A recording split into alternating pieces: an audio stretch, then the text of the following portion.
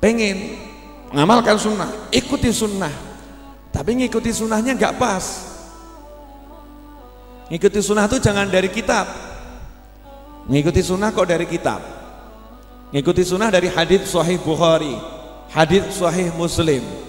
Itu namanya Anda ngikuti tulisan, bukan ngikuti sunnah. Sunnah itu ucapan, perbuatan, takrir, ya, penetapan Nabi Muhammad SAW yang kita pelajari dari manusia yang ketemu Nabi, dari manusia yang ketemu Nabi Muhammad SAW.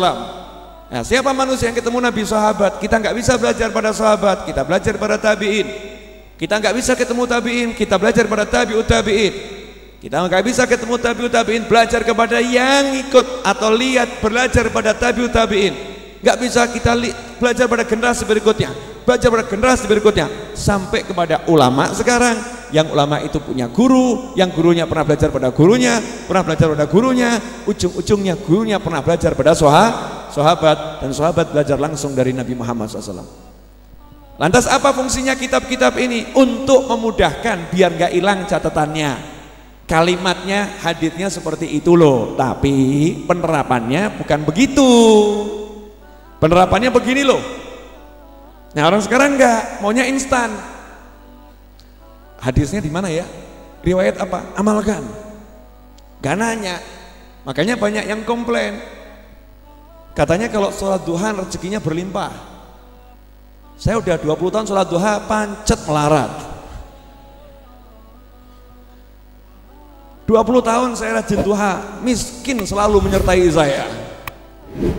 Ini yang salah sayanya atau duhanya? Nah, kalau sholat gak mungkin salah, betul ya? Yang salah kitanya.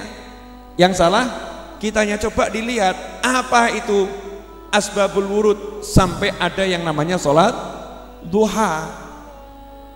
Kenapa disyariatkan sunnah sholat duha? Coba dilihat sahabat-sahabat yang sholat duha itu para pengangguran atau bisnismen. Sahabat-sahabat Nabi yang sholat duha itu para pengangguran atau orang yang ahli ke pasar. Sahabat-sahabat Nabi yang sholat duha itu orang yang nganggur atau orang yang aktif bekerja.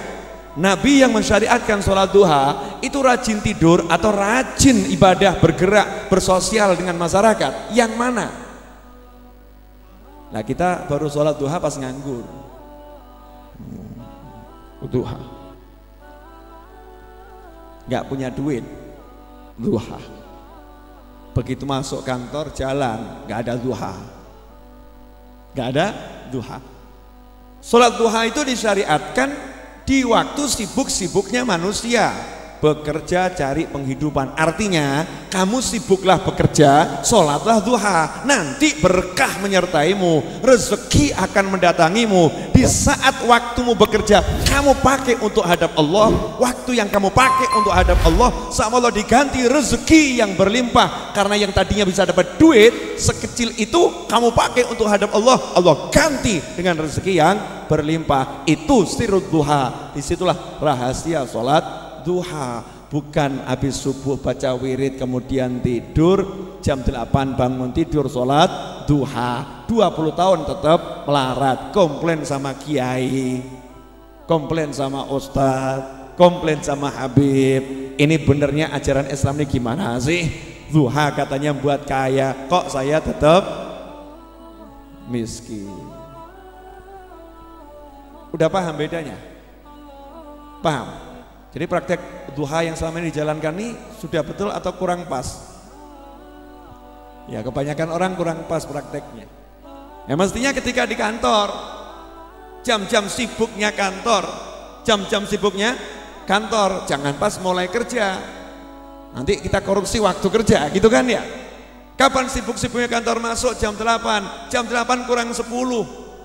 Lelah kita, mau konsentrasi, sholat duha dulu. Sholat duha dulu, 2 rakaat, 4 rakaat, Allah hargai itu. Kalau orang yang kerjanya sendiri, lagi sibuk-sibuknya, dia itu mengatur tokonya, lagi asyik noto tokonya, lagi asyik terima orang beli, kemudian dia ingat ini waktu sholat duha, dia bilang sama karyawannya, wakilin ya, Allahu Akbar, sholat dulu dia, sholat dulu. Nah ini mesti sugih dia insya Allah. itu mendorong dia semangat untuk kerja. Paham kawan-kawan?